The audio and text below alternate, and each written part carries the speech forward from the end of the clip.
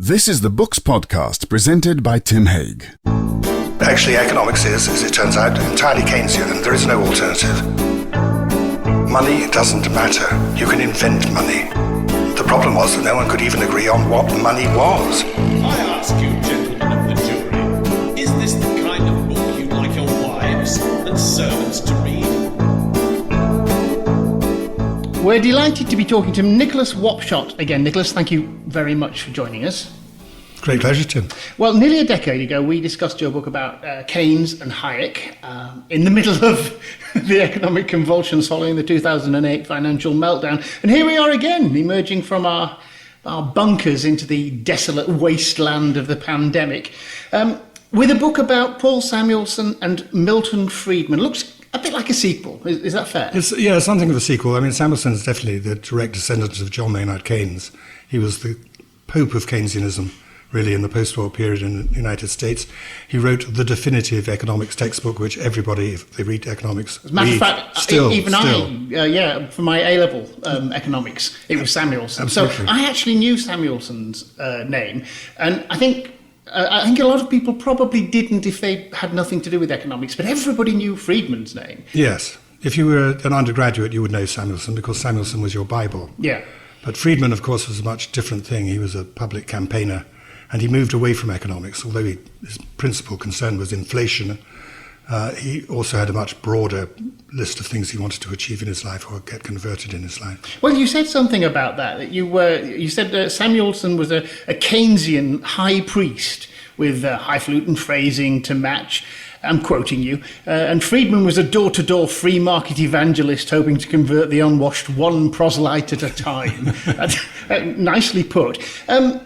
Can we talk a bit about their background? If you were writing a novel, you couldn't have constructed it better. This is Jeffrey Archer stuff. These are two men separated at Except birth. better written. I bow to Jeffrey's brilliance.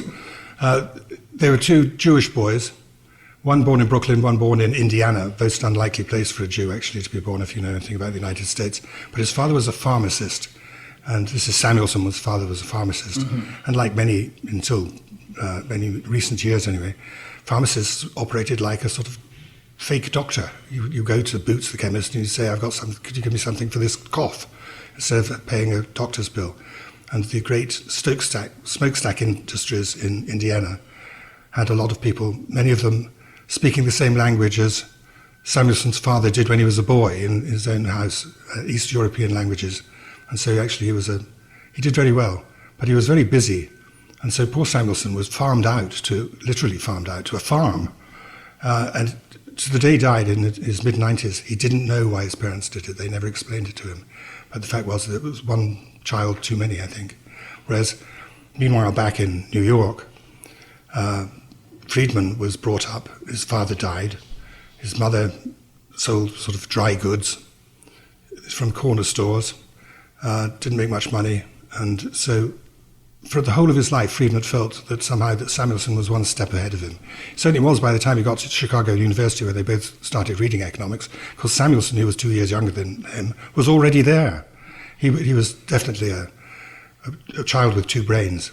Oh, he was unbelievably bright, wasn't he? He was startlingly. Yes, and it's secret of economics, really, in terms of genius, is mathematical ability.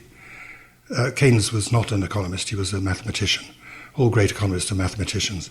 And it's that understanding... That explains my A-level result. Understanding the moving parts of a system and the comparative moving parts of a system, which you can get in a mathematical graph. And Samuelson sort of cornered the market in trying to describe Keynes in detail. And so he sort of filled in all of the gaps that Keynes had left undone and explained them and proved them mathematically that they were correct, which Keynes didn't have any time to do. An economist is somebody who says, this works in practice. Now let's see if it'll work in theory. Yeah.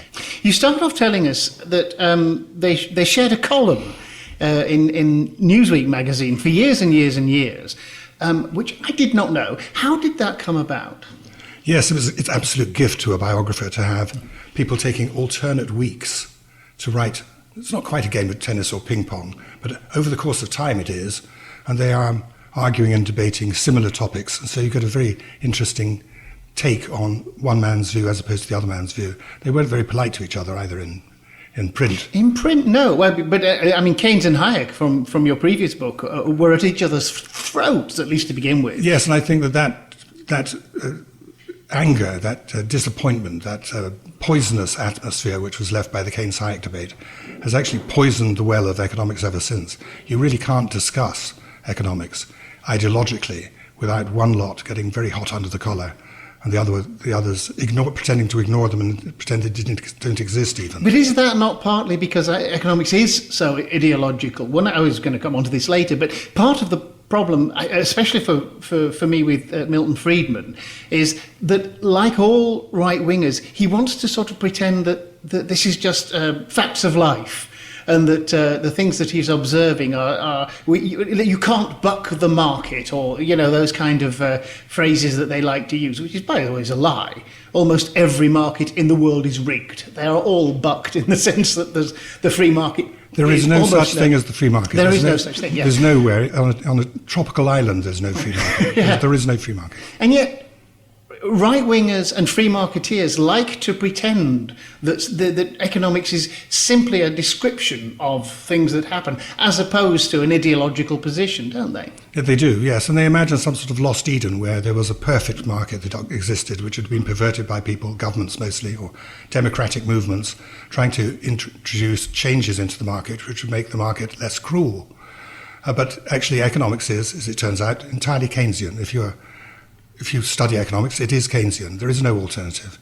The Austrians tried to make up a micro version saying that you shouldn't take any notice of the big picture, but it doesn't hold together, it doesn't hang together. Actually, Friedman was a Keynesian. Friedrich Hayek used to say of Friedman that you and Samuelson have more in common than I do with either of you. So the divisions were on the right, in a way, more than the left. I mean, the left were combined in saying that Keynes was a good thing. Well, of course, Keynes died in 1946, so Samuelson wouldn't have had a relationship with him, although he did with his disciples. But Friedman knew Hayek. Hayek lived until 1992, I think, if I remember from your book correctly. Yes. So how did they get on? How did Hayek regard Friedman? Better than the other way around, I think. I think that Hayek, on the whole, really didn't regard anybody apart from Ludwig von Mises, who was the great Austrian anti-socialist economist who was his mentor. But he had a pretty low regard for everybody. Certainly, he recommended to Friedman all the time, don't get involved with politics, don't deal with politicians, they are crooks and liars. And of course, Friedman wound up involved with lots. I mean, Nixon and General Pinochet. Yeah, and all of that, yeah. And some fairly unsavoury individuals.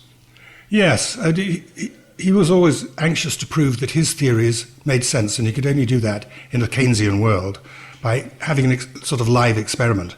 And his great success, actually, was getting two major economies, the British economy and the American economy, to actually try out his ideas about monetarism, about how if you choked off the supply of money, you could keep inflation down.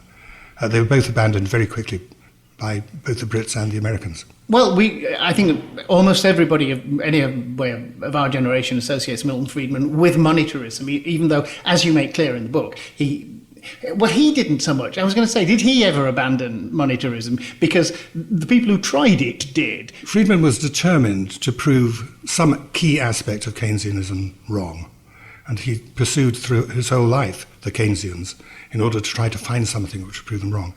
One of the things the Keynesians believed in, I must say, if you look at today's economy, you might imagine it's the same. Money doesn't matter. You can invent money. Well, yes, you can. Every single government who's managed to keep going through this terrible pandemic has done it by printing money. That is, they borrow money. Well, they lend it to themselves, effectively. Yes. I mean, this quantitative easing thing, which is a bizarre sort of conjuring trick, isn't it? Where but it is Keynesian, and it is the rabbit out of the hat. Yeah. The fact is that there appears to be nothing in the hat, but there are as many rabbits as you like, as Keynes would say. I have a slight problem with this. I ought to be even-handed, but Samuelson is a Keynesian, and as you say, economics is Keynesian. It's very hard to find things to talk about, whereas with Milton Friedman, you want to grab him by the throat and say, OK, the experiment was tried a couple of times, and you've said it was abandoned very quickly. Why? How did it go wrong when people attempted to put monetarism into practice? He oversimplified it. The quantity theory of money suggests that if you vastly increase the amount of money, you're going to devalue its value. And that is inevitably true. Yeah, it must be true. Yeah. But what Friedman said was, therefore, you should adjust the amount of money that you're putting into this system. You will have some inflation, but if you keep it narrow, then you have a predictable amount of inflation in the system. The problem was that no one could even agree on what money was. Or how to count it, or how to... Exactly. There are all sorts of M with a very small numeral. I remember that. Even the Americans and the Brits couldn't agree on which measure. Here it was M3. There it was M0. And there were all definitions, whether it was in notes and coins in circulation, Yeah. and bank deposits, or mortgages, and which of these things you built into to your money supply. And nobody could. Well, nobody knew which one to use. No, and also you can't control it. Count. You can control the Federal Reserve. You can control the Bank of England if you want. But what you can't, in the modern society, stop is people from borrowing money when they want to. If you've got a credit card, just max out the limit. And add all of that together, and that's the outer limit of how much your private people can decide what they might want to borrow, which they won't. They will borrow a relatively small amount of it. Unless but it's you available. give them money. But because it's demand management. Keynesianism is about demand management, not about money management. Isn't Absolutely, it is, yeah. Demand is everything, he said. That was the key lever, was demand. If you want to get unemployment down, you increased demand. Demand was absolutely the key. And the money, as you say, was just a vehicle. So how did it go wrong for the Americans and for the British? For those who can't remember. Well, in America, it went wrong because the Federal Reserve, first of all, couldn't work out how to do it. Their teams of economists couldn't work out how to do it. So they pretended to be monetarists because politically it was, it was demanded of them that they should pretend to adopt monetarism, but they really didn't adopt monetarism at all. You've got another great quote from Dennis Healy, who said, "I'd never met a private or central banker who believed the monetarist mumbo-jumbo. Absolutely. But no banker could afford to ignore monetarism as long as the market took it seriously." And that's what you're saying, isn't it? It is, yes, and that's true today, of course. I mean, if the market believes something, whether true or false, the market rules. And we're dealing with the psychology of a relatively small group of people in the city of London and New York, Tokyo, a relatively small number of cities, actually. The number of people altogether who make up what the market feels and senses is pretty small. But there is a herd mentality, like in everything else, like in every other business. Like if somebody says there's going to be a shortage of petrol, Yeah. there might be queues at petrol stations. Yeah, and you can make a very decent living by being the outlier, because you will be right like a stopped clock. Eventually you'll be right, and then you'll say, "Look, I told you so years ago," and you didn't take any notice of me.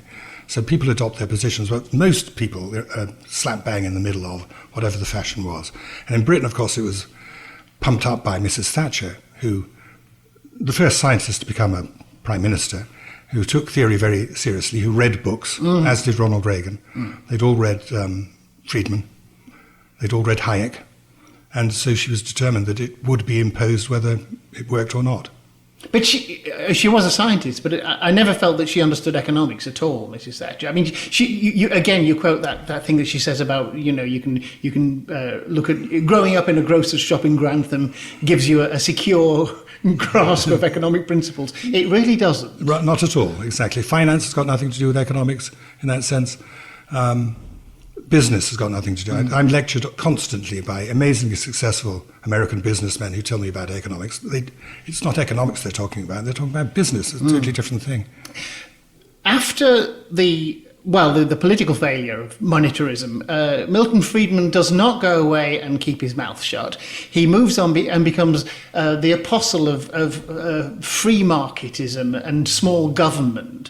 And what he does, of course, it seems to me, is he conflates free markets with political freedom. He thinks that the one are not so much associated, but they pretty much map onto each other. Yeah, one of his most famous books is called Free to Choose, and he thought that the individual's ability to choose to do what the hell they liked should be key to everything.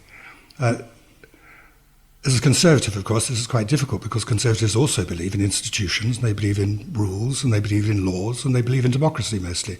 But Milton Friedman thought that you could do away with many of these things and let individuals And he decide. believed it. I mean, he meant it, didn't he? He would have legalised all drugs. Yeah. And he thought that the first President Bush's Clean Air Act was an improper use of government power and things. That's right. He said that Nixon was the most socialist president he'd ever come across. Not knowingly to me, I must say. Can't see any socialism much there, but any intervention in the so-called free market for Milton Friedman was an abomination.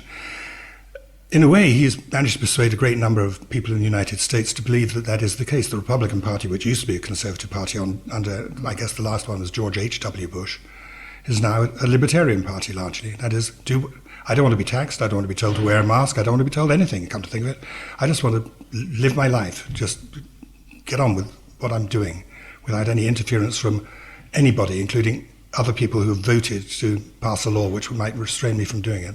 But of course, there are some things that free markets do not deliver. And free markets are very good at delivering beer to people who have some money. Very good at that. Very good at rationing, actually. And, well, that's it. Again, that's another of Samuelson's observations, isn't it? That what prices do is they ration scarce goods. Yes, when the Americans say, the National Health Service rations healthcare, and you have death panels who decide who lives and who's died. Well, the market does exactly the same. It's called outpricing someone, so they can't afford health insurance, so they die. The best example of that, this of course is the disproportionate number of black Americans who have died in the pandemic because they've had no health insurance because they could never afford it.